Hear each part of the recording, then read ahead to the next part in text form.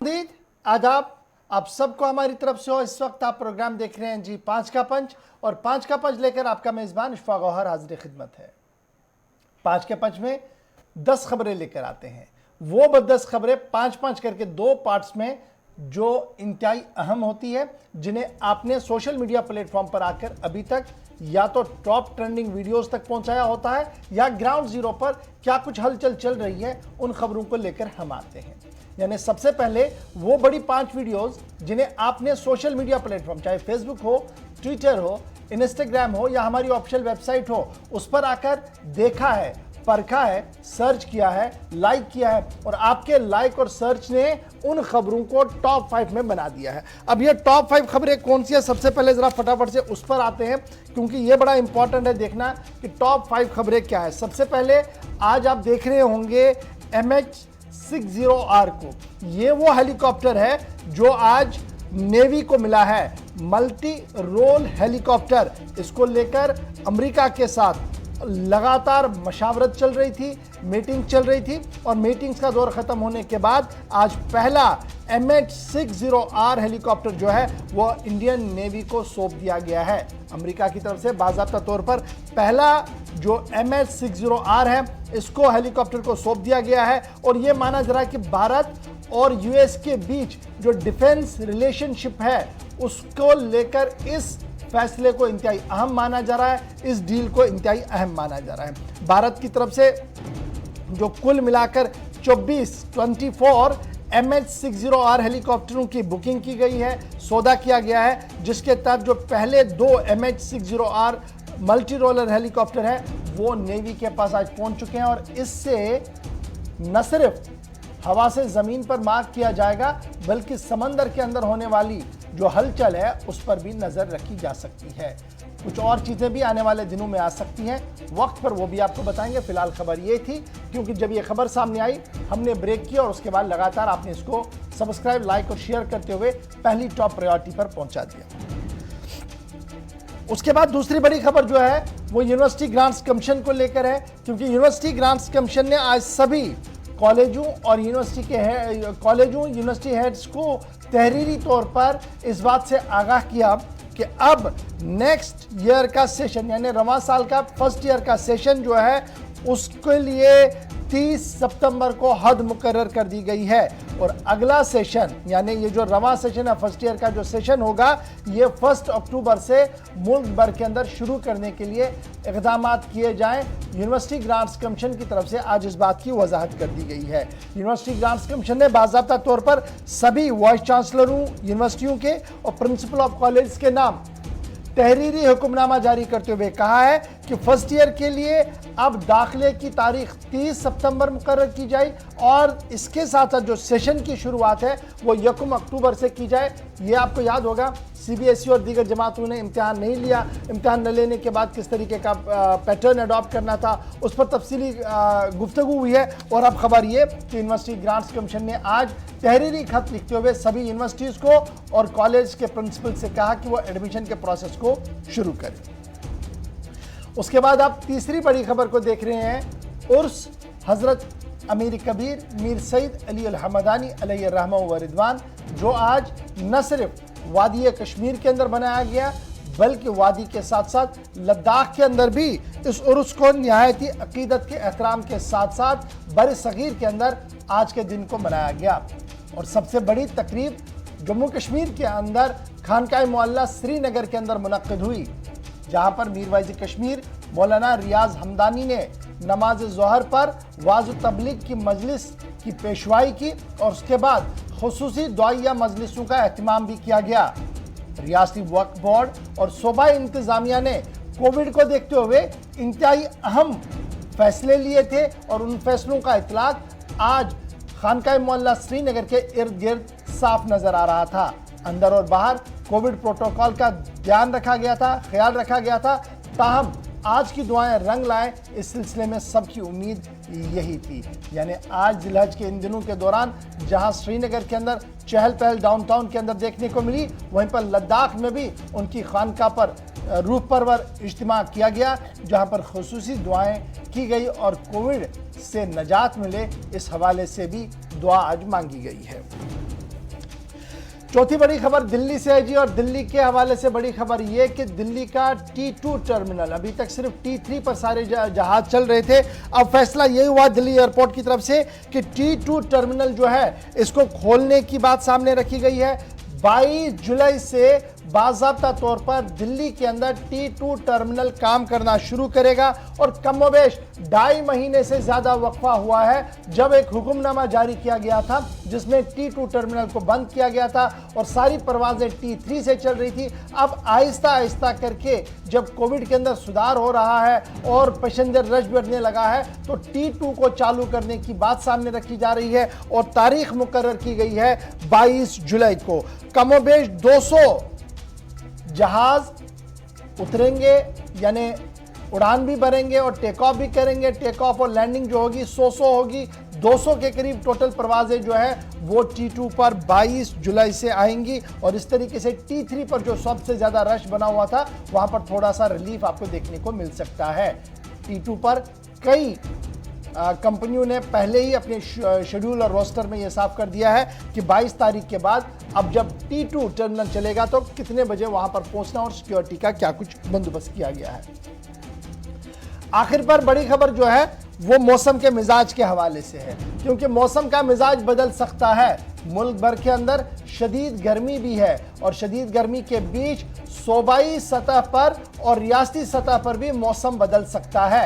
यानी जम्मू कश्मीर के मौसम के अंदर तब्दीली आएगी, और ये तब्दीली 19 से लेकर 21 तारीख तक आएगी। यानी आप समझ लीजिएगा कि ईद के दिन भी मतला अबर आलूद बारिशों का इम्कान बताया जा रहा है, और मौसलाधार बारिशों के साथ साथ तेज हवाएं भी चल सकती हैं। अब यह मामला सिर्फ जम्मू कश्मीर तक ही महदूद नहीं है, बल्कि नॉर्थ के सभी रियासतों के अंदर इस तरीके का मानसून का असर देखने को मिल सकता है। अरेबियन सी के साथ साथ बे ऑफ बंगाल में पैदाशुदा सूरत हाल के बीच जो हवाएं हैं उनका रुख जिस तरीके से चल रहा है वो ये साफ दिखा रहा है कि 19 से 21 तारीख के दरमियान बड़े पैमाने पर बारिशें होंगी, और जो कहत साली जैसा माहौल बन रहा था बारिशें कम होने के बाद, उसमें कहीं ना कहीं राहत देखने को मिल सकती है। ये थी जनाब वो बड़ी 5 खबरें जिन्हें आप देख रहे थे अपने सोशल मीडिया प्लेटफॉर्म पर। अब आते हैं अपनी बड़ी खबर की ओर, और आज की शुरुआत करते हैं उस बड़ी आलमी खबर से जिस पर बरसगीर के लोगों की नजर है, यानी अफगानिस्तान। क्योंकि अफगानिस्तान के अंदर मुज़ाकरात का अमल शुरू है, और आज बाज़ाब्ता तौर पर दोहा कतर के अंदर एक बार फिर अफगान और तालिबान लीडरों के बीच मुलाकात हुई है, मीटिंग हुई है, और दोनों तरफैन के बीच इस बात पर जोर दिया गया कि मुज़ाकरात के जरिए से ही मसले का हल निकाला जाए। एक तरफ से अब्दुल्ला जो अफगानिस्तान हुकूमत की नुमाइंदगी कर रहे थे, और दूसरी तरफ से मुल्ला अब्दुल गनी जो तालिबान ही हैं वो एक तरफ से नुमाइंदगी अपने वक्त की कर रहे थे, और तकरीबन 3 से 4 घंटे तक ये मुज़ाकरात जारी रही, जिसके बाद दोनों तरफैन की तरफ से मुश्तरका बयान शायद जाया हुआ है, उसमें थोड़ी देर में हम आपको बताएंगे। लेकिन फिलहाल अफगानिस्तान फौजियों की तरफ से और अफगान एडमिनिस्ट्रेशन की तरफ से यह कहा गया है कि तकरीबन 8 से 12 जिलों के अंदर आज भी जबरदस्त झड़प हुई है। तालिबानी फौज और अफगान के बीच में कई मकामात पर झड़पें हुई हैं, और उन झड़पों के बीच कमोबेश 260 से ज्यादा तालिबानी के मारे जाने की खबर अफगानी सरकारी जरा के हवाले से सामने आई है। ताहम तालिबान ने आज साफ कर दिया है कि वो कुश्त खून का खेल नहीं खेलना चाहते हैं और मुज़ाकरात के जरिए से मसले का हल ढूंढना चाहते हैं। अब्दुल्ला एक तरफ से और एक तरफ से मुल्ला अब्दुल गनी तालिबानी खड़े थे जो बात कर रहे थे। इस पर मजीद क्या कुछ पेशरफ्त हुई है, क्योंकि इस दोहा कॉन्फ्रेंस का असर न सिर्फ अफगानिस्तान के अंदर क़याम अमन के अंदर इंतहाई अहम माना जा रहा है, बल्कि पाकिस्तान, भारत और चीन की नजरें भी इस पूरे मामले पर है। और यह मामला तब सामने आया जब अफगानिस्तान के अंदर फौजी इनखला शुरू हुआ, यानी नेटो फोर्सेस ने जब से बाहर जाना शुरू किया तब से ही वहां पर सूरत हाल इस तरीके की बनी हुई है। कल जो सूरत हाल थी उस पर हमने बात की, लेकिन आज जो खबर सामने है कि दोहा के अंदर मीटिंग हुई है उसमें अभी तक की क्या कुछ पेशरफ्त है, सीधे चलेंगे। रहमत कलीम हमारे साथ ज्वाइन कर चुके हैं। रहमत, बहुत शुक्रिया जी ज्वाइन करने के लिए। अपडेट कीजिएगा क्या कुछ सूरत हाल है दोहा कॉन्फ्रेंस के अंदर, क्योंकि दोनों तरफैन के बीच दावे पेश किए गए हैं। दावों की सच्चाई किस हद तक है, और तालिबान ने जो मौक़िफ़ इख्तियार किया है उस मौक़िफ़ को किस तरीके से देखा जा रहा है दुनिया भर के अंदर, और क्या कुछ अफगानिस्तान के अंदर की सियासत है?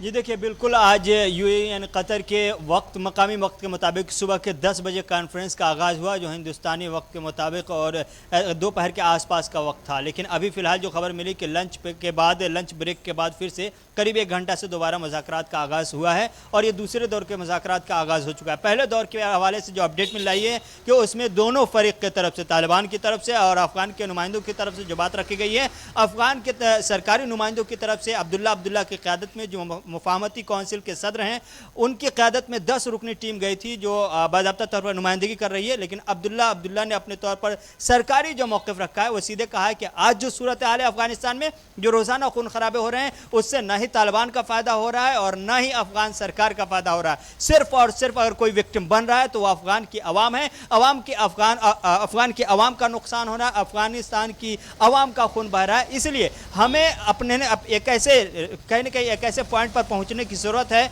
जहाँ से अफ़गानिस्तान का भला हो सके। ये अफ़गानिस्तान की मुफाहमती कौंसिल के सदर डॉक्टर अब्दुल्ला की तरफ से कहा गया। वहीं दूसरी जानिब तालिबान की तरफ से जो नुमाइंदगी कर रहे थे मुल्ला गनी बिरादर, उन्होंने कहा कि हम अफ़गानिस्तान में मरकज़ी इस्लामी निज़ाम चाहते हैं और अफ़गानिस्तान के इस्तेहकाम के लिए, अफ़गानिस्तान के रोशन मुस्तक़बिल के लिए मरकज़ी इस्लामी निज़ाम ही वाहिद हल है। इसी के लिए हम कोशिश कर रहे हैं। रही बात कि हम खून खराबा क्यों हो रहा है और ये जो मकामी सतह पर जो सूरत हाल है अफ़गानिस्तान के अंदर, जो उठापटक की इंतशार की कैफियत क्यों है, तो इसके लिए हमें सबको मिलकर के कुर्बानी देनी होगी। वो कुर्बानी ये होगी कि हम ज़ाती मफाद से ऊपर उठ करके कुछ ऐसे सख्त फैसले करें जिसको लेकर के हमारा अफ़गानिस्तान मुस्तक़बिल में मुस्तहकम हो सके और आगे चल करके जो हम आज बुनियादी परेशानियों का सामना कर रहे हैं वो परेशानियां हल हो सके। तो दोनों तरफ से मौक़िफ़ सामने अब तक आया है। लेकिन बड़ा इंपॉर्टेंट है, मैं जो इस वक्त देख पा रहा हूं अल जज़ीरा ब्रॉडकास्ट के साथ जो तालिबान के तर्जुमान है मोहम्मद नईम का बयान सामने आया है, जिसमें उन्होंने कहा कि देखिए दोनों तरफ़ैन जो है वो उन्हें एक दूसरे पर ट्रस्ट करना होगा और ट्रस्ट किए बगैर काम आगे नहीं बढ़ेगा। तो क्या मैं ये मानूं कि ट्रस्ट डेफिसिट अफगानिस्तान की लीडरशिप के अंदर है, उस लीडरशिप के अंदर जो दोहा के अंदर इस वक्त बैठी हुई है टेबल पर, ताकि ये खून का खेल अफगानिस्तान के अंदर बंद हो? जी देखिए, बिल्कुल ये बातें अभी जो आप नुमाइंदे की बात कर रहे हैं, तर्जुमान की बात कर रहे हैं, यही बात है। इस हवाले से भी बात उन्होंने बाज़ाब्ता तौर पर मुल्ला गनी बिरादर ने भी कही है अपने खिताब में, इफ्तिताही खिताब में उन्होंने ये भी कहा कि हमारा ना ही सरकार पर भरोसा है, ना ही सरकार को हमारे ऊपर भरोसा है। सरकार की तरफ से कहा गया कि हमने तालिबान को कई बार प्लेटफॉर्म पर बुलाया, मेज़ पर बुलाया, बैठकर बातचीत की और रास्ते तय किए कि हम जंगबंदी करेंगे और साथ ही साथ मुआहदे की पासदारी करते हुए अमन के रास्ते पर आगे जाएंगे। लेकिन बार बार जब तालिबान की तरफ से मुखालफत की गई, खिलाफ वर्जी की गई, उसके नतीजे में कहीं ना कहीं अफगान सरकार को तालिबान पर वो भरोसा, वो एतमाद नहीं रहा जो होना चाहिए था। और उसी भरोसे और एतमाद को लेकर बार बार दुहाई देते हुए तालिबानी नजर आ रहे हैं और तालिबान के नुमाइंदे कि हमारे बीच जो अभी फिलहाल सबसे बड़ी कमी है वो एतमाद की कमी है। जब तक कि अफगान सरकार तालिबान के नुमाइंदों पर या तालिबान पर यकीन नहीं करेंगे, एतमाद नहीं करेंगे, एतमाद का रिश्ता हमारे बीच नहीं बनेगा और नहीं इसको आगे बढ़ाएंगे। अभी जो मुज़ाकरात पिछली बार हम देख रहे थे, ज़ल्मी खलीलज़ाद और दीगर लोग जब बात कर रहे थे, तो उस वक्त तालिबान को एक मेन किरदार में लाने की कोशिश थी, जिसमें अमेरिका के डिफेंस सेक्रेटरी और सारे लोग दरपर्दा कोशिश कर रहे और कतर के काफ़ी लोग थे इसमें। अब जो आज की मीटिंग है ये है कि तालिबान को किस तरीके से सरकार के अंदर लाया जाए, या तालिबान 100% कंट्रोल चाहती है और जो सेकेंड फोर्स इस वक्त वहाँ पर है अफगानी हुकूमत, उसे माजूल किया जाए। क्या कुछ अफगानिस्तान के पॉलिटिक्स के हवाले से कहा जा रहा है तालिबानी पॉइंट ऑफ व्यू से?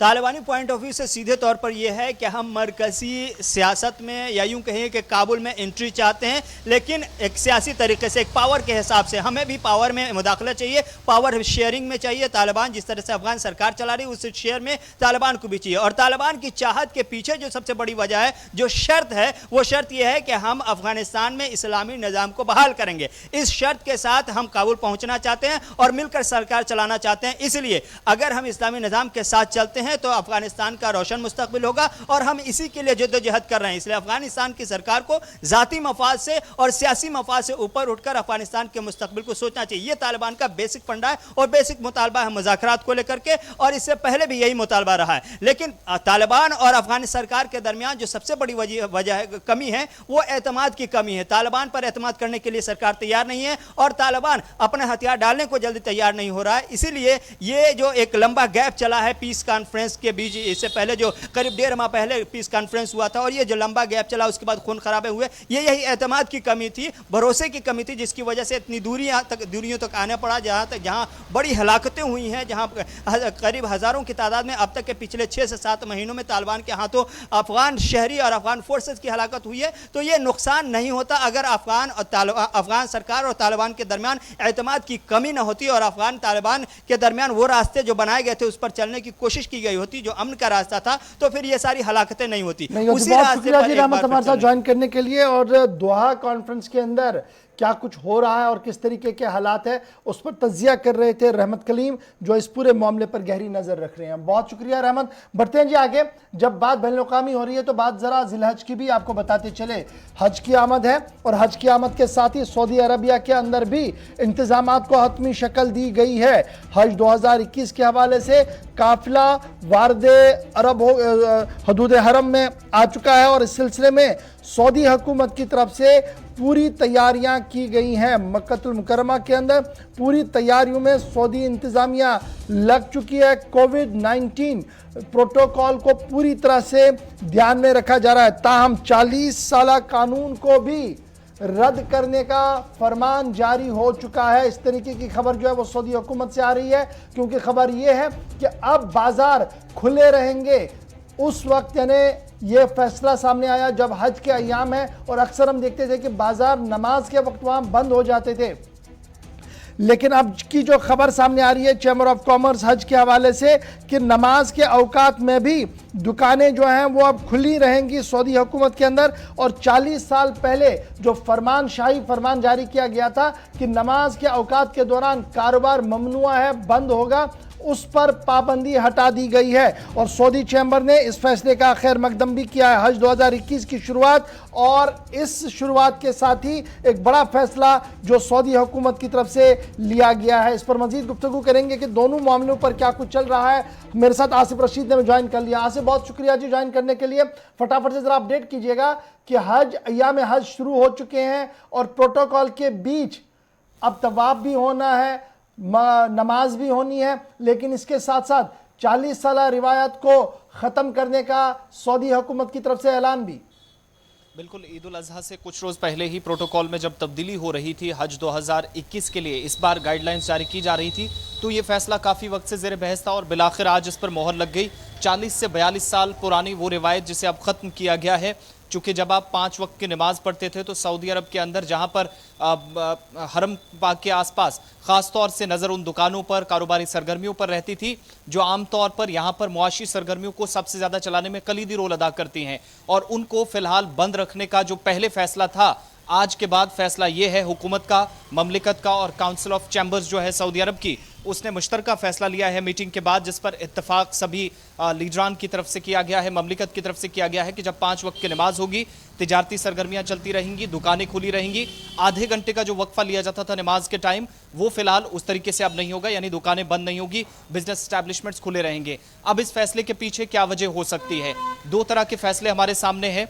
सितंबर, अक्टूबर, नवंबर और दिसंबर, ये 4 महीने साल 2019 के बड़ी तब्दीलियां लाने की बात हुई थी ममलिकत की सऊदी अरब के अंदर, और इसमें हमने देखा था कि तेल पर सबसे ज़्यादा इन्हिसार ममलिकत का होता है। सऊदी अरब की जो इकॉनमी है वो ज़्यादातर तेल पर चलती थी, बल्कि 90 से 95% का हिस्सा वो तेल पर इन्हिसार करता था। लेकिन तेल कंपनियों की जो बरामदात हैं या दरामदात हैं वो कम होने के बाद जिस तरीके से कोविड ने सूरत हाल पैदा की, उसने मजबूर किया ममलिकत की हुकूमत को कि न सिर्फ तेल पर इन्हिसार किया जाए बल्कि मुआशरती और मुआशी इस्लाहात के पेश नज़र इस निज़ाम को भी ख़त्म करने की ज़रूरत है, जहाँ पर सयाहत हो, एंटरटेनमेंट हो, तिजारत चले, सनत चले और कारोबारी सरगर्मियों को जारी रखने से, यानी आप तेल पर सिर्फ पहले डिपेंड करते थे, उससे हटकर तेल के साथ साथ आपने तिजारत पर भी नजर देनी होगी। लेकिन अभी मैं जो देख रहा हूं कि सऊदी हुकूमत की तरफ से इस खबर पर हतमी तस्दीक की खबर अभी नहीं आई है, लेकिन जरा से ये सारी चीजें जो वो बाहर आ रही हैं। लेकिन खबर ये भी है कि क्राउन प्रिंस जो है मोहम्मद बिन सलमान, उनका जो एक चेहरा बनाने की कोशिश है कि मॉडर्न इस्लाम, उसके तहत हमने देखा कि गुज़श्ता दिनों काफ़ी चीज़ें वहाँ पर खोली गई और पाबंदियाँ हटाने का ऐलान किया गया था, जिनमें सिनेमा भी है, ख़वातीन के लिए ड्राइविंग का मामला है और भी कुछ चीज़ें जो थी वो की गई थी। ये उसी जो कंटिन्यूस एफर्ट्स उनके थे सलमान के, उन्हीं एफर्ट्स का असर ये है कि आज उस वक्त ये ऐलान किया गया जब हज के अयाम शुरू हो गए हैं सऊदी अरबिया के अंदर और महदूद पैमाने पर हज हो रहा है। बिल्कुल इसी के साथ जोड़कर देखा जा रहा और बड़ी बात यह है कि जो कोशिश थी वहां पर मॉडर्नाइजेशन की और हज से कुछ दिन पहले ये फैसला करना, इसका मतलब ये हुआ कि पूरी दुनिया की तवज्जो अपनी जानिब मबजूल कराना, इससे बड़ा मौका सऊदी हुकूमत के पास नहीं हो सकता था, काउंसिल ऑफ चैम्बर्स के पास नहीं हो सकता था। और बिल्कुल जो आप पिछले फैसलों की बात कर रहे हैं उससे डायरेक्टली इसलिए जोड़कर देखा जा रहा है क्योंकि जिस तरीके से आप गैर महरम के साथ नौकरी कर सकते हैं, खवातीन को इजाज़त दी गई अक्टूबर 2019 में। उसके बाद फैसला लिया गया कि खवातीन को ममलिकत के अंदर पहली बार ड्राइविंग लाइसेंस जारी किए गए और उसके बाद जो मुल्क के अंदर खवातीन हैं उनको लाइसेंस अलग से देना, लेकिन बाहर से अगर कोई टूरिस्ट आता है, खवातीन आती हैं तो बिना अबाया के, बिना बुरके के वो आ सकती हैं। वो जो मॉडर्नाइजेशन की तरफ एक कदम बढ़ाया था अक्टूबर 2019 में, साल 2021 जुलाई के महीने में हज से कुछ दिन पहले, उसके साथ जोड़कर ये फैसले देखना काफ़ी ज़रूरी भी इसलिए है क्योंकि इस वक्त हज का मौका है, ईद उल अज़हा है और इससे बड़ा कोई दिन नहीं हो सकता जब सऊदी अरब की तरफ इन तमाम ये जो आज कोशिशें हुई है या जो तब्दीली लाने की कोशिश हुई है,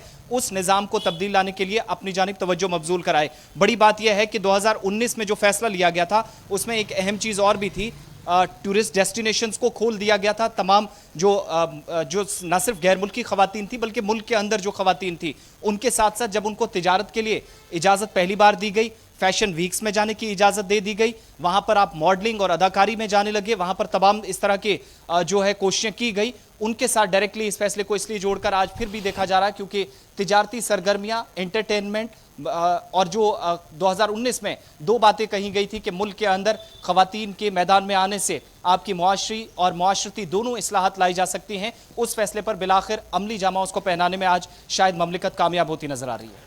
अब जब मैं ये बात बता रहा था तो बाज़ाब्ता तौर पर फेडरेशन ऑफ सऊदी चैम्बर जो है उन्होंने इस फैसले का खैर मकदम किया। कहीं ना कहीं वो सीधी बात है कि सरकार ने जो नमाज के दौरान पाबंदियां थी उसको ख़त्म कर दिया है। बहुत बहुत शुक्रिया जी मेरे साथ ज्वाइन करने के लिए। हमारे साथ बता रहे थे जी आसिफ कि क्या कुछ सऊदी हुकूमत का फ़ैसला है और हज के हवाले से भी तैयारियां शुरू हो गई हैं, लोगों काफ़िलों का आना शुरू हो गया है और प्रोटोकॉल का पूरा ख्याल रखा जा रहा है सऊदी हुकूमत की तरफ से। और इस बीच सऊदी हुकूमत का बड़ा फैसला कि नमाज के औकात के दौरान अब वहाँ पर कमर्शियल एक्टिविटीज़ बंद नहीं रहा करेंगी, कमर्शियल एक्टिविटीज़ चलती रहेंगी। ये एक बड़ा यू टर्न माना जा रहा है और तकरीबन 42 साल वक्फे के दौरान एक बड़ा मेजर डिसीजन जो है वो लिया गया और चैम्बर ऑफ सऊदी का इस पर खैर मकदम भी किया गया है। ताहम जब मैं इस खबर को आपके सामने रख रहा हूँ तो सऊदी ज़राए ब्लॉग पर जब आप नज़र डालते हैं तो पता लगता है कि क्रिटिसिज्म भी अब आहिस्ता आहिस्ता करके वहाँ पर शुरू हो गया है। अब आते हैं जी आगे, बात ज़रा जम्मू कश्मीर की भी करते हैं। आपको याद होगा कि कोविड की दूसरी लहर के दौरान लेफ्टिनेंट गवर्नर एडमिनिस्ट्रेशन ने एक बड़ा फैसला लिया था और लेफ्टिनेंट गवर्नर एडमिनिस्ट्रेशन ने यह फैसला लिया था कि हर पंचायत लेवल पर 5 बेडों का कोविड केयर सेंटर बनाया जाएगा। और वो 5 बेडों का कोविड केयर सेंटर इसलिए बनाया जाएगा ताकि इमरजेंसी के अंदर अगर आइसोलेशन करना पड़े, उसको रेस्क्यू रिहेबिलिटेट करना पड़े तो वो वहाँ पर जगह रहे। एंटायर जम्मू कश्मीर के मुख्तलिफ इलाकों के अंदर सेंटर्स को बनाया गया। एक बहस तो ये थी कि सेंटर नॉर्म्स के तहत नहीं बने, उस पर हमने लगातार आपको वीडियो सीरीज दिखाई, खबरें ग्राउंड जीरो से दिखाई। लेकिन आज जो बात हम आपके सामने रख रहे हैं वो ये है कि अब कई इलाकों से और कई डिस्ट्रिक्ट से इस तरीके की खबरें आ रही हैं कि लेफ्टिनेंट गवर्नर साहब के उस फरमान को गवर्नर एडमिनिस्ट्रेशन ने एक बार फिर बालाए ताक रख दिया है और कई जगहों पर जहां पर ये सेंटर बनाए गए थे उन्हें बंद कर दिया गया है और वहां से जो बेड और दीगर चीजें रखी गई थी उन्हें वहां से हटा दिया गया है। अब यह कब हटाया गया है? जब आईसीएमआर की तरफ से यह कहा गया कि अगस्त के आखिर तक एक तीसरी वेव आएगी और मरने वालों की शरह बढ़ सकती है, बीमार होने वालों की शरह बढ़ सकती है। वजीर आजम साहब लगातार, प्राइम मिनिस्टर साहब जो है 7 चीफ मिनिस्टर से बात कर चुके हैं कि हमने कोविड प्रोटोकॉल का पालन करना है, हमने किसी तरीके से वायलेशन नहीं करनी और एडमिनिस्ट्रेशन को तैयार रहना है कि ताकि तीसरी वेव से आने से पहले हम उस तरह की परेशानी में ना जाए जिस तरीके से परेशानी वेव 2 के दौरान हुई थी। लेकिन जब हम आज गांव-गांव सेंटर बना रहे थे, 5-5 बेड लगा रहे थे, अब लगातार ये खबरें आ रही हैं कि उन बेडों को भी हटाया गया। सबसे पहले आज शुरुआत इस खबर के ऑपरेशन की करेंगे, जिला कुपवारा चलते हैं जहां से मेरे साथ मेरे नुमाइंदे ने ज्वाइन कर लिया है ग्राउंड जीरो से। इनसे पास चलने की ये बड़ी जरूरत है क्योंकि जब मैं नॉर्थ कश्मीर के कुपवारा की बात कर रहा हूं तो हमारे पास खबर यह है कि एक नहीं कई सेंटरों को खाली कराया गया है और बिना किसी नोटिस के भी ये खाली कराए गए हैं। मैं सीधे चलता हूं जी, शमी मेरे साथ ज्वाइन कर चुके हैं। शमी, बहुत शुक्रिया जी ज्वाइन करने के लिए। कोविड केयर सेंटर एक मॉडल बनाया गया, कहा गया कि आप गांव के अंदर आइए तो 5 बेड आपको मिलेंगे, ऑक्सीजन सिलेंडर वहां पर मिलेगा, पीपी किट्स होंगे और जितनी भी जरूरियतें होंगी उन्हें पूरा करने की कोशिश की जाएगी। एक बड़ा ख्वाब लेफ्टिनेंट गवर्नर साहब ने दिखाया जम्मू कश्मीर की आवाम को। आज खबर यह है कि कई सेंटर बंद हो गए हैं, बेडों को हटाया गया है और किसी को कानो कान खबर भी नहीं है। पहला ऑपरेशन जिला कुपवारा से। जी इशफाक साहब, जब कोविड महामारी में सरकार ने ये फैसला किया था कि हाँ हम हर गांव में, हर पंचायत में जो है 5-5 बेड वाले एक क्वारंटीन सेंटर बनाएंगे जहां पर वहां पर एक बेड जो होगा ऑक्सीजन सिलेंडर के लिए भी रखा जाएगा। लेकिन कहीं ना कहीं अगर हम जमीनी सतह की बात करेंगे, हम अपने जिले कुपवारा की बात करेंगे, मैं इस वक्त मौजूद हूँ बिल्कुल त्रहगाम इलाके में। त्रहगाम इलाके में जितनी भी पंचायतें हैं, अगर हम 5 पंचायतों की फिलहाल बात करेंगे, 5 पंचायतों के बेड जितने भी है 25 बेड, 5 बेड के हिसाब से 25 बेड वो बनते हैं। लेकिन यहाँ पे ये कहने वाली बात है कि उन 25 बेडों को जो है इस हॉस्पिटल में रखा गया है, लेकिन पंचायत हल्कों में यानी कि गांव लेवल पे वो बेड नहीं लगाए गए हैं। उन बेडों को यहाँ पे समेटा गया है, एक हॉल पे रखा गया है, 25 के 25 बेड यहाँ पर है। वही अगर हम बात करेंगे कि उन बेडों के हवाले से, क्योंकि बेड जो लगाए गए हैं बिल्कुल नजरों में तो वो बेड दिखते हैं, लेकिन जब उनकी हालत हम देखते हैं, या अगर हम बात करेंगे कि उस पर अगर हम पेशेंट को बिठाएंगे लेकिन वो पेशेंट उस बैठने के काबिल नहीं है, उसे बिल्कुल नया शीट है, इसमें कोई शक नहीं है, एक नई कम्बल रखी हुई है, तकिया है, लेकिन बैठने के काबिल वो बिल्कुल नहीं है। वही अगर हम बात करेंगे गांव लेवल, शमी बड़ा इंपॉर्टेंट है, मैं जरा आपके पास आऊंगा। मैं अभी जो देख रहा हूं, मेरे पास जो स्टेटमेंट एक आया है, कश्मीर एडमिनिस्ट्रेशन ये कह रही है लोगों से कि ईद की आमद है जी और आपने बड़े इज्तिमात से परहेज करना होगा। और ये भी इसी खबर के अंदर है कि आइंदा 100 दिन जो है वो इंतहाई सख्त हो सकते हैं, क्रूशल हो सकते हैं अगर हमने एहतियात नहीं बरता। तो एहतियाती तौर पर ये जो ख्वाब था कि हर गांव की पंचायत के अंदर 5 बेड मिलेंगे, ये जो हटाए गए हैं, एक अस्पताल के अंदर लाए गए हैं, इसकी बुनियादी वजह क्या है? क्या सिर्फ इन्हीं 5-25 बेडों को हटाया गया है या और भी कहीं से और भी इतलात है? और जिम्मेदार क्यों, क्या कुछ इस बारे में कह रहे हैं, क्यों हटाए गए हैं ये बेड वहां से? जी इशफाक साहब, मैं आपको बता दूं कि यहाँ पर 25 बेड इसलिए रखे गए हैं कि यहाँ पे जितनी भी नजदीक पंचायतें हैं, अगर हम A, B, C, D, E, F की बात करेंगे तो वहाँ पर जो है उन बेडों को नहीं रखा गया है। उन बेडों को बिल्कुल उन पंचायत के नाम पे वहाँ से लाए गए हैं, एडमिनिस्ट्रेशन की तरफ से वहाँ से उठाए गए हैं, लेकिन रखे गए हैं इस हॉस्पिटल में। हालांकि इस हॉस्पिटल में ऑलरेडी यहाँ पे बेड मौजूद है। वही अगर हम बात करेंगे कि तीसरी लहर भी आने वाली है, क्योंकि गाइडलाइन वही है कि तीसरी लहर भी आने वाली है, अल्लाह बचाए हमें इस कोविड की महामारी से। लेकिन देखने वाली ये बात है कि जो सरकार ने तैयारी की थी कि गांव लेवल पे जो है हर पंचायत पे 5 बेडों का सेंटर रखा जाएगा ताकि किसी भी सिचुएशन को वो कंट्रोल करने में कामयाब हम हो सकेंगे। लेकिन कहीं ना कहीं जमीनी सतह पे हमें ये इस वक्त जो है हालात दिख रहे हैं कि ये तो बिल्कुल एक फोटो शो था, क्योंकि फोटो शो में इसलिए इसको बोल रहा हूँ कि जिस टाइम वहाँ पे बेड लिए गए हैं उस टाइम फोटो खींचे गए हैं, जब लगाए गए हैं उस टाइम फोटोग्राफ्स खींचे गए हैं और एडमिनिस्ट्रेशन को दिए गए हैं ताकि हमने यहाँ पर जो है 5 बेड वाला हॉस्पिटल जो है कायम किया है। अच्छा, लेकिन ये हम देख रहे थे कि जब ये बेडिंग का सिलसिला चला था तब ये सामने आ रहा था कि जो मकामी पंच है, सरपंच है, फिर बीडीसी है या डीडीसी है या वहाँ भी एएनएम है, आशा वर्कर है, उन सबको कोऑर्डिनेट करने की बातें हो रही थी और कहा जा रहा था कि देखिए यही लोग होंगे जो रिप्रेजेंट करेंगे इन सभी चीज़ों को, लोगों को राहत पहुंचाने की कोशिश। क्या आपकी बात इन पंचायतों के इन जिम्मेदारों से हुई? उनके साथ कोई तालमेल हुआ है कि हम इनको हटा रहे हैं, जब जरूरत पड़ी तब लगाया जाएगा?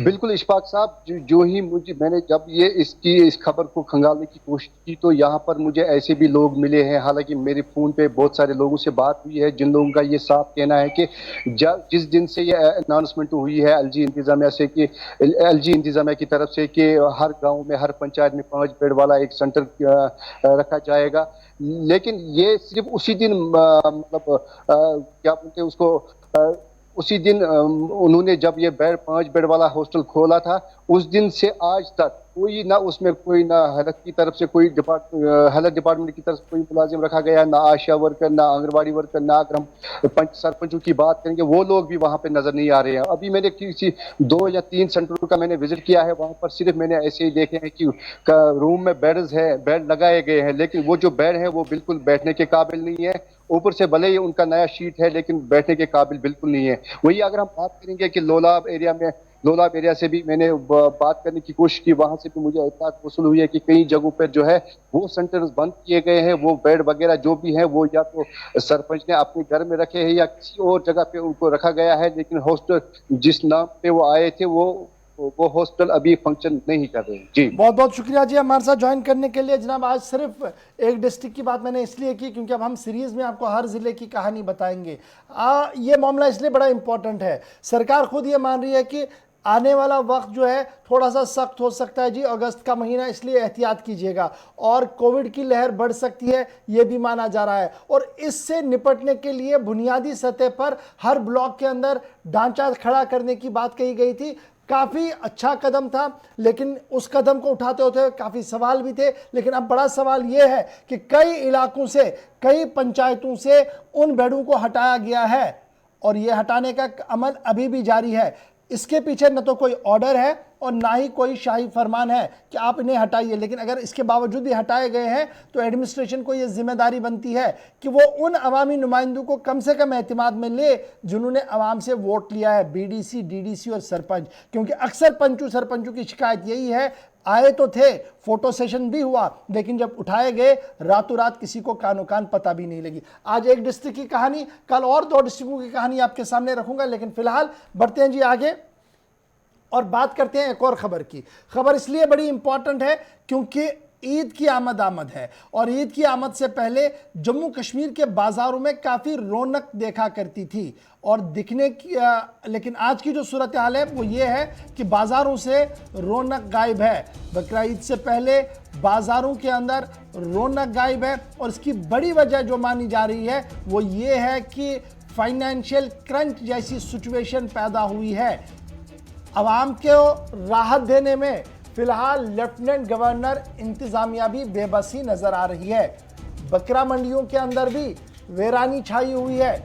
बाजार के अंदर माल जरूर दिख रहा है, बकरे दिख रहे हैं, बड़े छोटे जानवर दिख रहे हैं, लेकिन खरीदार के पास उतनी कुव्वत और सकत नहीं बची है कि वो इन चीज़ों को खरीद पाए। और इस बीच सबसे बड़ा नुकसान जो है वो ताजिर तबके को हो रहा है, जिनका ये मानना था कि शायद ईद की आमद के साथ ही उम्मीद ये लगाई जा रही थी कि हालात थोड़े से बाजार के बेहतर होंगे, लेकिन फिलहाल खबर ये न तो जम्मू के अंदर पिकअप हो पाया और ना ही कश्मीर सूबे के अंदर हालात को बेहतर होता हुआ देखा जा रहा है। वीकेंड लॉकडाउन हो ना हो, लेकिन सूरत हाल ये है कि बाजारों के अंदर रौनक बिल्कुल भी वैसी नहीं दिख रही है जो माजी में हुआ करती थी। सीधे चलते हैं जी श्रीनगर, जहां से हमारे साथ शेख आशिक साहब ज्वाइन कर चुके हैं, चैम्बर ऑफ कॉमर्स के सदर भी रहे हैं और मारूफ ताजर भी हैं और इकोनॉमिक्स पर गहरी नज़र रखते हैं। बहुत शुक्रिया जी शेख आशिक साहब ज्वाइन करने के लिए। बड़ा इंपॉर्टेंट ये है कि ईद की आमद है और ईद की आमद से पहले जो बाज़ारों का रुख होता था लोगों का, वो इस बार नहीं देखने को मिल रहा है। और जो लगातार हमें अप्रीहेंशंस थी कि शायद एक बड़ा फाइनेंशियल क्रंच है, वो अब साफ नज़र आ रहा है। मायूसी चेहरों पर है, ताजिर अपने तरीके से परेशान और ग्राहक जो बाहर जाता है सामान लाने के लिए उसकी अपनी परेशानी है, क्योंकि इतने रेट्स ज़्यादा है, शायद उसकी हद से भी बाहर जा रहा है मामला। जी, बहुत बहुत शुक्रिया आपने हमें इनवाइट किया। नंबर वन, आपने दो रीज़न बताए, एक नंबर वन इन्फ्लेशन का, दूसरा जो लोग एफर्ट कर पा रहे हैं। असल में आप देख रहे हैं कि पिछले 2-3 सालों से जो हमारी पोजीशन है, इक्तिसादी हालात जो है वो बहुत ही पीछे हो गए हैं। लोग आजकल फाइनेंशियल पावर जो है, परचेज पावर, वो कम हो चुका है। आज भी जहां मार्केट खुले रहे, तो अभी मैं एक फीडबैक ले रहा था जो हमारे रिटेलर्स एसोसिएशन के प्रेसिडेंट हैं, मैं कहा क्या फीडबैक है मार्केट का। कहता है कि जो हम एक्सपेक्ट करते थे उसका 20% सेल हुआ होगा, यानी कि लोग थे, खरीदार थे, माल था, मगर वो एक परचेज पावर लोगों ने खो दिया है। वही चीजें वो खरीदते हैं जो अहम है, जरूरी है। लग्जरी आइटम या जो भी आप आइटम जो हम ईद के त्योहारों पे खरीदते हैं, वैसा कुछ नहीं चल रहा है अभी। तो मेरे ख्याल से इसको समझना चाहिए कि there is a liquidity crunch. आने वाले दिनों में आप अगर ये 1-2 दिन और परचेजिंग रहेगी और ये पूरा साबित होगा कि हमारी फाइनेंशियल पोजीशन कहाँ और किस तरीके से पिछले 2-3 साल से डिक्लाइन हो रही है। आप देखिए, इन सूरत में हमने आपके साथ वक्तन फवक्तन आपके साथ ये शेयर किया कि जब भी लॉकडाउन होता है तो उसके दूर जो आप कहते हैं कि लॉन्ग टर्म जो होते हैं वो कॉन्सिक्वेंसेस आज हमें पता चलता है कि इसके क्या क्या नताइज हो सकते हैं। तो ये हमारे सामने अभी उभर के आ रहे हैं कि लोगों की जो बाइंग पावर है वो खत्म हो चुका है। तो अब एक तरफ से लोगों, आप कह रहे हैं कि जनाब लिक्विडिटी क्रंच है, फाइनेंशियल क्रंच, सूरत साफ नज़र आ रही है, क्योंकि आज तक जो हम देख रहे थे काफ़ी भीड़ हुआ करती थी, लेकिन वो सामने नहीं है। इसका हल कैसे निकाला जाए? सरकार क्या कुछ कर सकती थी जो नहीं किया गया? और अब अगर शॉर्ट टर्म में कुछ करना हो जिससे राहत लोगों को भी मिलती थोड़ी, और रिटेलर्स हो या ताजिर जितने भी हो उन्हें भी थोड़ा सा लगता कि चलिए ईद आई थी तो हमने भी थोड़ा सा सिस्टम चला ही लिया।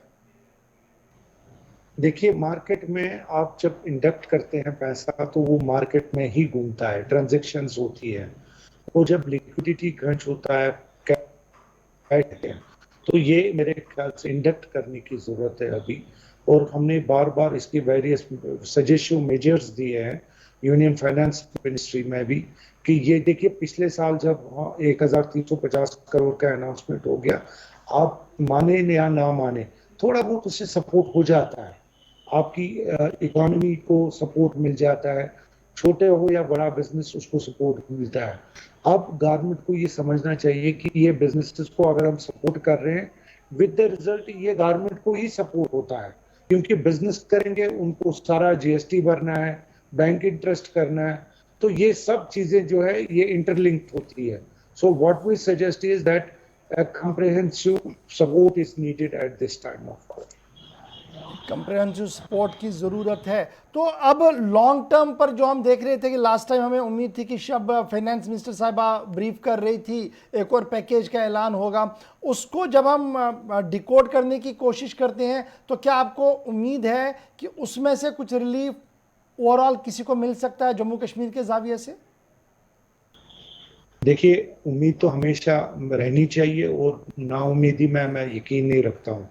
और इंशाल्लाह देखिए, हमारी बात जो जहाँ पे भी पहुँचती है हम पहुँचाते हैं, क्योंकि हम ग्राउंड रियलिटीज़ आगे देते हैं।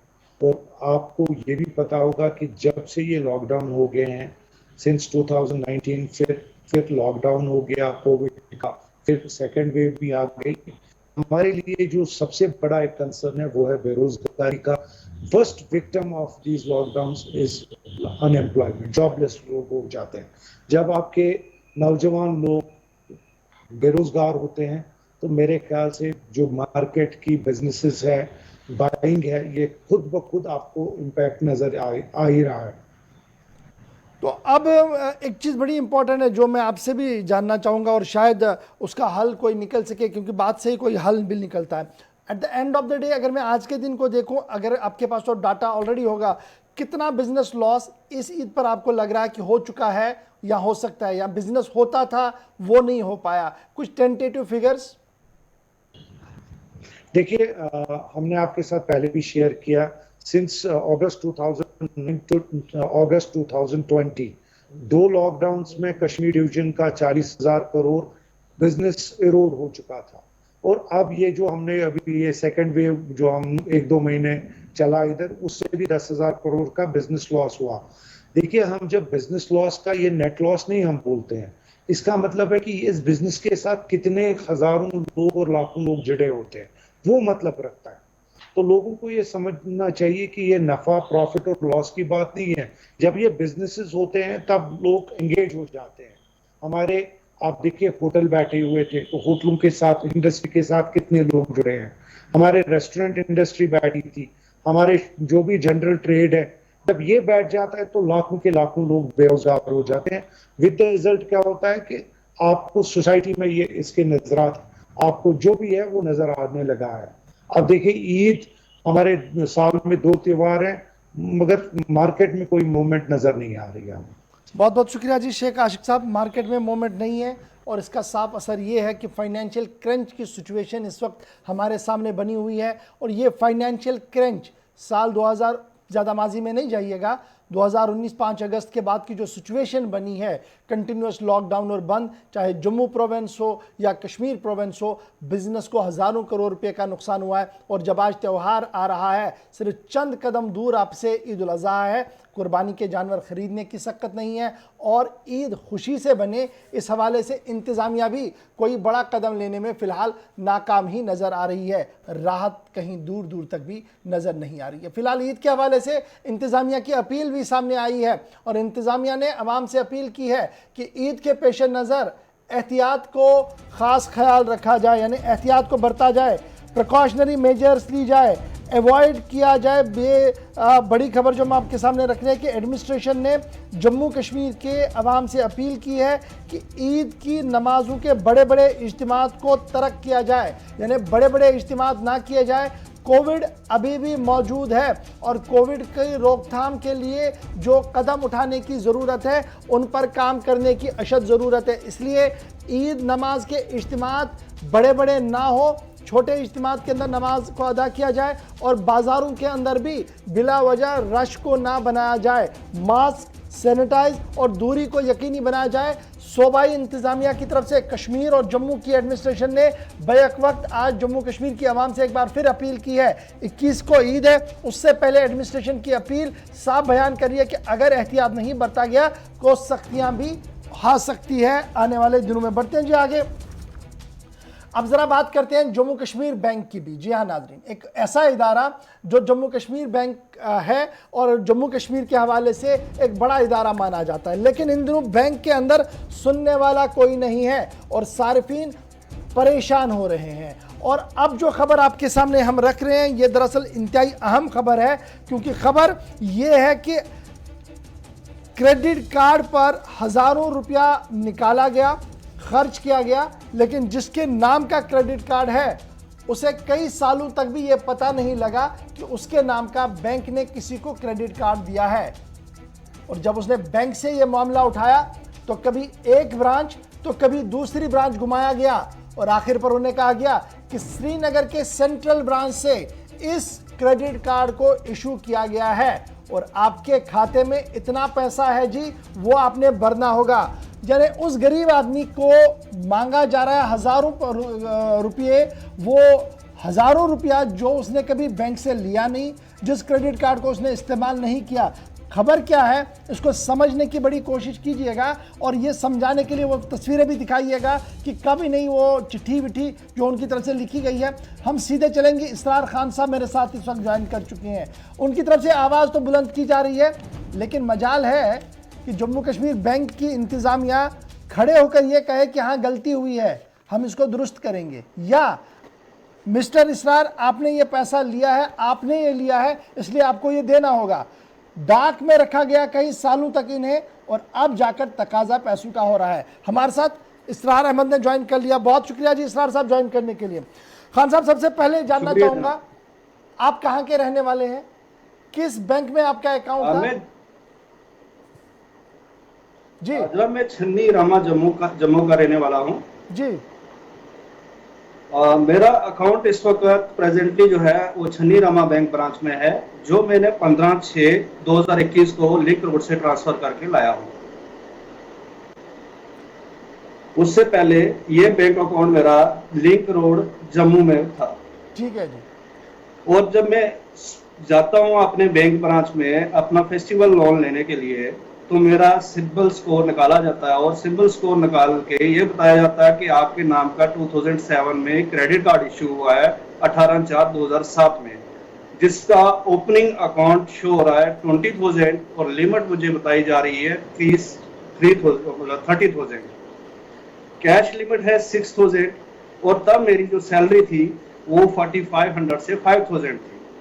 जो आउटस्टैंडिंग अमाउंट जो है 6/7/2021 सिंबल में बता रहा है वो 60,82,687 बता रहा है। और उसके बाद 13/7/2021 को मैं जब कस्टमर केयर कॉल करता हूँ जम्मू कश्मीर के कस्टमर केयर पे, तो मुझे बताया जाता है आपका आउटस्टैंडिंग 17,75,555 रुपए और 25 पैसे है, क्योंकि 7 दिनों में मेरे पे 92,868 और इंटरेस्ट जोड़ दिया जाता है सिर्फ 7 दिनों में। जबकि ये जो कार्ड है 2007 वाला ना मैंने फिजिकली लिया है, फिजिकली यूज नहीं किया है। अच्छा ना मैंने इसको कभी देखा है। अभी बैंक आपसे कितने पैसे का तकाजा कर रहा है? अभी बैंक तकाजा कर रहा है 17,75,555 रुपए और 25 पैसे। यानी मैं अपनी बात को जरा क्लियर करूंगा, मैं हजारों की बात पर बता रहा था, दरअसल मामला लाखों का है। 17 लाख रुपया बैंक आज उस शख्स से वसूल कर रहा है जिसने क्रेडिट कार्ड को इस्तेमाल ही नहीं किया। और ये कौन सा बैंक है? कोई छोटा बैंक नहीं है जी, जम्मू कश्मीर का वाहिद बड़ा बैंक जिसे आप जेके बैंक कहते हैं। इसलिए आज इस खबर को बड़ा इंपॉर्टेंट के साथ हम ले रहे हैं, इंपॉर्टेंस के साथ ले रहे हैं, क्योंकि इस शख्स ने, इस जम्मू कश्मीर के रहने वाले नागरिक ने पिलर टू पोस्ट आवाज़ दी, बैंक के पास भी गया, लेकिन आज तक इन्हें सेटिस्फाई नहीं किया गया और बल्कि ये कहा गया कि आपने पैसा देना है। कंटिन्यू कीजिएगा खान साहब कि कहां पर आपकी गुहार लगी और उसके बाद हुआ क्या? उसके बाद मैं जाता हूं अपने केनाल रोड में। जब मेरा एक अकाउंट था 2004 में जो ओपन किया था मैंने लिंक केनाल रोड में, उस ब्रांच में जाता हूं, उस ब्रांच में पता करता हूं, वहां क्रेडिट कार्ड शो हो रहा है मेरे नाम से जी, बट इशू कहां से हुआ ये नहीं उनके पास कोई रिकॉर्ड। मैंने कहा उनसे कि जनाब मुझे आप ये बताइए कि उस क्रेडिट कार्ड क्या कुछ जब आपने इशू किया या दिया किसी को, मेरा कोई आधार कार्ड तो था नहीं उस टाइम, पैन कार्ड होगा, एड्रेस प्रूफ होगा, मेरी सैलरी स्लिप होगी, कोई आईडी प्रूफ होगा, या कहीं मैंने किसी जगह पे सिग्नेचर किए होंगे, वो मुझे बताइए कि मैंने कहाँ पे सिग्नेचर किए, कौन से नाम पे आपने इशू किया। उन्हें कहा जनाब आपका यहाँ से इशू नहीं हुआ, आप वहां से चले जाए हमारे जोनल ऑफिस में। जम्मू जोनल ऑफिस में जब मैं जाता हूँ, जम्मू जोनल ऑफिस में मुझे ये कहा जाता है कि जम्मू में किसी ब्रांच से आपको ये क्रेडिट कार्ड इशू नहीं किया है, आप लिहाजा कॉर्पोरेट बैंक जो है श्रीनगर वहां से इशू हुआ है, आप उनको ये लेटर लिखिए कि मेरे साथ ये प्रॉब्लम है, ये हुआ है।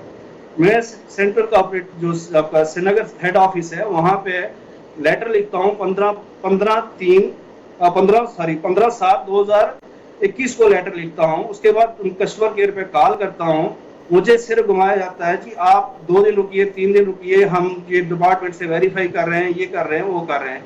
जो चीज मैंने ली नहीं, जो चीज मैंने यूज नहीं की, उसके लिए मुझे 17,75,555 रुपए मेरे नाम पे। मेरा तो सिंबल जो है, ये सिंबल है मेरा, जिस सिंबल को बिल्कुल मेरा डेड कर दिया गया है, जिससे मैं कोई लोन नहीं ले सकता, कहाँ मैं कुछ नहीं कर सकता, कोई बैंक मुझे लोन नहीं दे सकता है।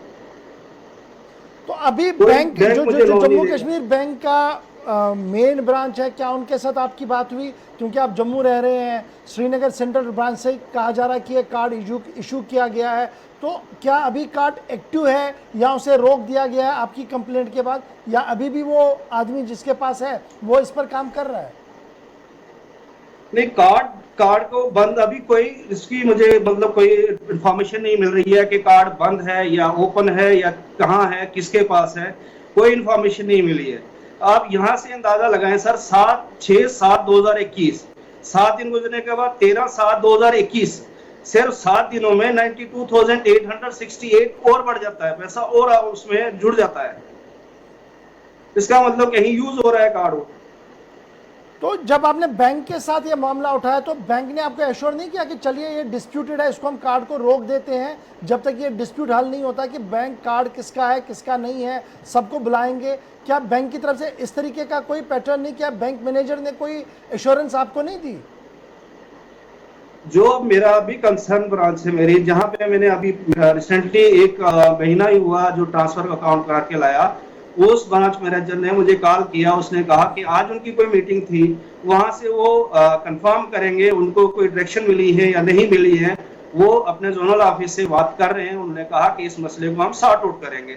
लेकिन जो हायर अथॉरिटी है, एडमिनिस्ट्रेशन है J&K बैंक की श्रीनगर बैठी हुई, उनको मेल कर रहा हूँ, जो मेल आपकी स्क्रीन में भी शो हो रहे हैं, उन्होंने आज तक मुझे कोई रिप्लाई नहीं दिया, कोई कॉल नहीं की, कोई कुछ नहीं बताया। फिर सर मजे की बात सुनिए आप, ये मैं 2017 में पर्सनल लोन लेता हूँ लिंक रोड से 6,50,000, तब भी मुझे इस तरह क्रेडिट कार्ड के बारे में नहीं बताया जाता। फिर उसी ब्रांच से, लिंक रोड ब्रांच से, मैं 23/3/2017 को एक क्रेडिट कार्ड खुद अप्लाई करता हूँ और इशू करवाता हूँ मैं वहां से, तब भी मुझे नहीं बताया जाता कि आपके पास ओल्ड क्रेडिट कार्ड जो 2007 का है वो इशू हुआ है आपके नाम से या पेंडिंग है या कुछ है, वो भी नहीं बताया जाता मुझे। आज की डेट में जो 23/3/2017 का मेरे पास कार्ड था, क्रेडिट कार्ड, उसको उसकी जो आउटस्टैंडिंग है वो 0 है, उसको मैंने बंद करा दिया हुआ है। वो मेरे सिंबल में भी 0 बता रहा है। सिर्फ जो 2007 का क्रेडिट कार्ड है उसने मुझे जो है वो हॉस्पिटलाइज भी किया है, जिसकी रिपोर्टें मैं आपको बताऊं, ये हॉस्पिटल की रिपोर्टें, 2 दिन में हॉस्पिटल में एडमिट रहा, जिसमें माइनर हार्ट अटैक भी हुआ। ये मेरी हॉस्पिटल रिपोर्ट से, ये मेरे टेस्ट हैं। चलिए जी, बहुत शुक्रिया इसरार खान साहब, आपको हमने लाइव इसलिए लिया ताकि जम्मू कश्मीर बैंक के चेयरमैन साहब जो लगातार ये दावा कर रहे हैं कि इंतहाई मुश्किल हालात में बैंक के अंदर ट्रांसपेरेंसी को बनाया गया है, ये बड़ी मिसाल आपके सामने है कि बैंक का सारिफ बैंक से गुहार लगा रहा है कि उसके नाम का क्रेडिट कार्ड निकला है और उसने इस्तेमाल नहीं किया है। महीनों गुजर जाते हैं, ईमेल का जवाब नहीं आता है, और बजाय ये कि जवाब आता, उसे ये कहा जाता कि इसको हम 2 दिन के अंदर सेट करेंगे। महीनों गुजरने के बाद भी आज वो मजबूर हुआ गुलिस्तान न्यूज़ पर आने के लिए और अपनी रुदात हुकूमत तक पहुंचाने के लिए कि किस तरीके से निज़ाम को चलाने की कोशिश। लेकिन अब आप अपने बैंकों में जाकर जरूर इस चीज़ को देखिए, कहीं आपका भी कोई क्रेडिट कार्ड तो नहीं बना है और बाद में पता लगा 10 साल बाद कि आपका तो ऑलरेडी क्रेडिट कार्ड है और उसमें हजारों नहीं लाखों रुपए का बैलेंस आपको देना पड़ेगा, क्योंकि ये पहली मिसाल भी आई है और ऐसी बहुत सारी मिसालें हो सकती है, इसलिए क्रॉस चेक जरूर कीजिएगा। अब बढ़ते हैं जी आगे, बात जरा यात्रा की करते हैं। जम्मू कश्मीर इंतजामिया ने एक और बड़ा फैसला लिया है और फैसला ये है कि मछिल यात्रा पर पाबंदी लगा दी है और यह साफ कर दिया गया है कि कोरोना के पेश नज़र यात्रा पर आने और जाने की किसी को भी इजाज़त नहीं होगी, लेकिन धार्मिक पूजा वहां पर कराई जाएगी। एक सेट प्रोटोकॉल और नॉर्म के तहत वो पूजा पाठ किया जाएगा, लेकिन यात्रा में किसी को भी आने जाने की इजाज़त नहीं होगी। और बाज़ाब्ता तौर पर आज यह हुक्मनामा जारी कर दिया गया है और साफ कर दिया गया है कि आइंदा अब ये यात्रा फिलहाल नहीं होगी, यानी इस साल ये यात्रा नहीं होगी। मछिल यात्रा पर हज़ारों लोग जाते थे, इस बार किश्तवाड़ के इस इलाके के अंदर जहाँ पर यह यात्रा होती है नहीं होगी। कोविड का हवाला दिया गया है। डिप्टी कमिश्नर ने भी आज प्रेस कॉन्फ्रेंस की है। क्या कुछ सरकार के फैसले के हवाले से सुन लीजिएगा जल्दी से। यात्रा का सवाल है, नो परमिशन, किसी भी यात्रा के लिए परमिशन नहीं दी जा रही है, सिर्फ जो पूजा के लिए अलो किया जा रहा है with in Covid appropriate behaviour. तो जैसा कि आपने यात्रा की बात की, मचेल भी यात्रा इस बार नहीं हो रही है, उस पर फैसला हो चुका है। मचेल यात्रा नहीं होगी, सिर्फ हवन होगा और लास्ट के दिनों में छड़ी जाएगी, बाकी किसी भी यात्री को अलो नहीं किया जाएगा यात्रा करने के लिए। तो ईद के बारे में, ईद के बारे में जो हमने मीटिंग ली है उसमें भी कोविड अप्रोप्रिएट बिहेवियर को एज पर गाइडलाइंस जो गवर्नमेंट इशू कर रही है टाइम टू टाइम, उनको भी बताया गया है कि उन्हीं गाइडलाइंस को फॉलो करते हुए घरों में नमाज पढ़िए और मस्जिद में जो नंबर अलाउड है बाय द गवर्नमेंट वही उसी के हिसाब से चलिए, इससे ऊपर लोगों को इकट्ठा मत होने दीजिए।